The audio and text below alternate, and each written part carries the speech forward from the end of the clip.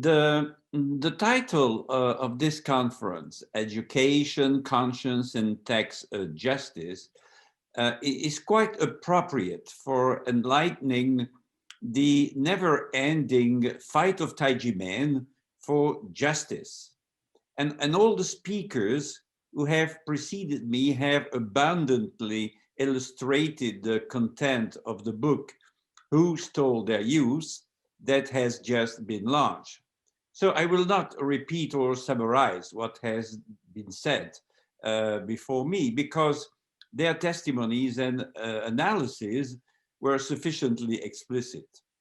I will rather focus on the message that Taiji Man has sent to the world outside through its 24-year-long battle. Conscience is what characterizes our human nature. And human beings are the only living beings on earth that have awareness of good and evil. This feature constantly needs to be preserved, nurtured, and developed through space and time. Yet this can only be achieved through education. Moral values are the blood that irrigates the minds of human beings. Family, school, religious, and philosophical movements are the arteries and the veins through which the blood of spiritual values can give oxygen to the human conscience and make it grow. This is what Taiji Man has been doing for decades, teaching and training the disease to live according to their conscience and according to their spiritual values, whatever the price to be paid, and never to compromise. Integrity, dignity, respect, compassion, love, and peace are at the heart of their values and of their life. Taiji Man's teachings make the disease aware of good and evil. Taiji Man's teachings are the blood that irrigates the souls of the disease.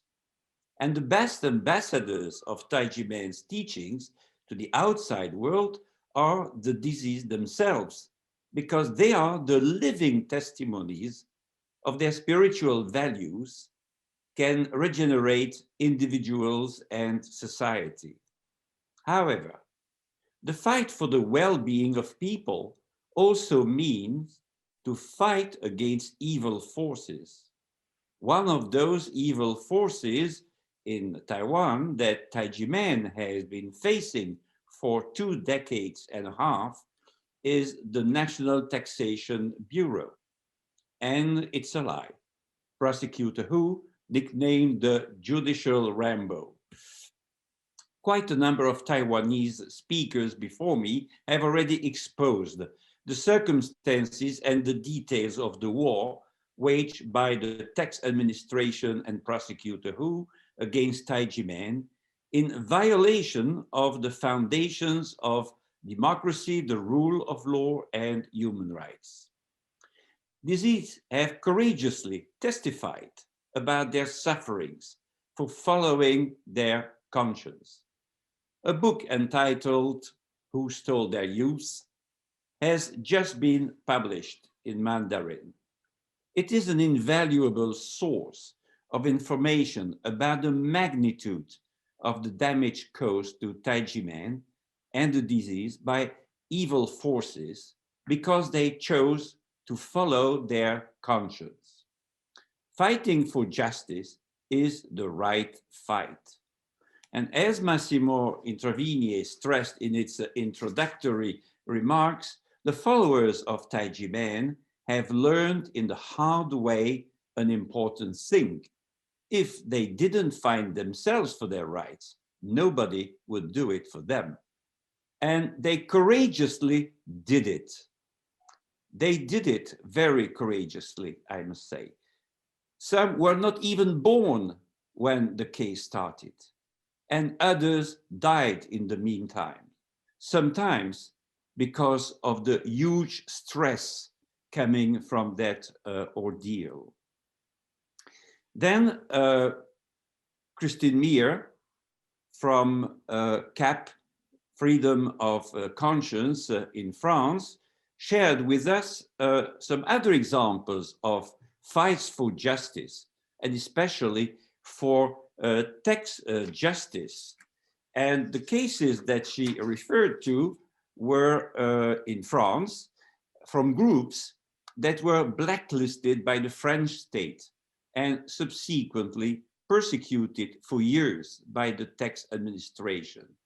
All of them won their cases.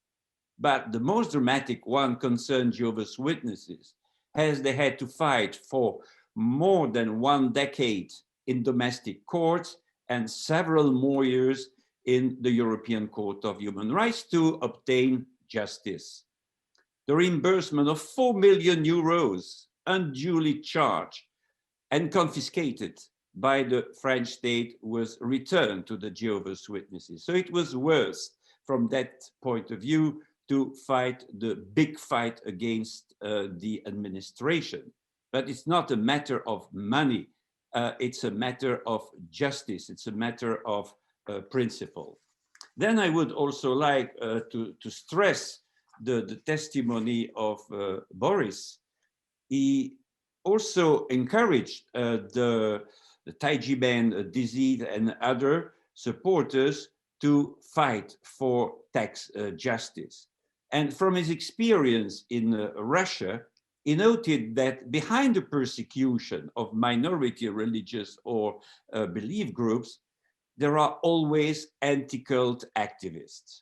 And also the false accusation of so-called tax evasion is really an easy one to be used to isolate a group and to isolate a group from the rest of society and to bully it until its destruction, if possible.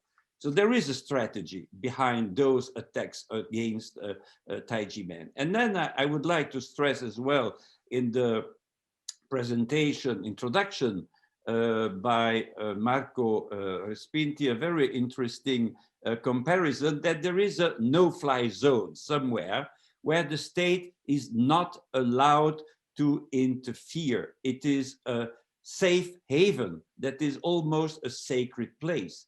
And in the case of Taiwan, the state has crossed the red line. It has crossed the red line, and this has had tragic consequences, because in such cases, when the state interferes in the private sphere and in the autonomy of a religious group, it's not only disputable, but it's always very bad, as Marco stressed. For almost 25 years, Taiji Man has been fighting against a number of evil forces and has chosen not to compromise with them. It would have been easy to pay a modest fine and hereby get rid of a burdensome and never-ending judicial battle. But Taiji Man has refused to follow the apparently easy road and has chosen to follow its conscience. Taiji Man had not cheated with Taiwan tax administration, so there was therefore no other choice than to refuse to admit any non-existing wrongdoing and any supposed guilt.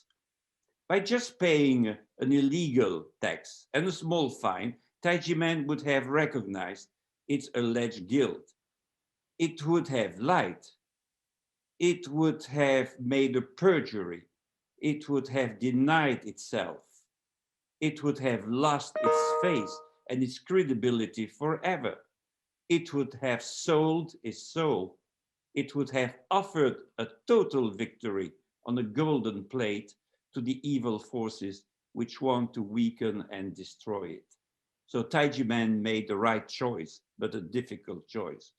Taiji Man preferred to spend the necessary time, energy, and financial means for justice with a capital J, whatever the cost. Justice not only for themselves, but for all those who are victims of the oppression of the tax administration. Taijimen's battle is not only for Taijimen and his disease, it is a battle for the well-being of all the Taiwanese, for Taiwanese society, and for the image of Taiwan on the international scene. Taijimen's voice and deeds have attracted many Taiwanese experts in legal and political matters who have joined their voices to its fight for democracy, the rule of law, and human rights. Taijimen's education program raises and awakens the consciences of those who thirst for righteousness. The conference, Education, Conscience, and Text Justice, and the book Who Stole Their Youth perfectly reflect the battle for justice with a capital J, fought by Taijimen and the disease. In the fire of oppression, they have shown a dead rock face in their values, and they have passed the torch to the next generation. Thank you very much.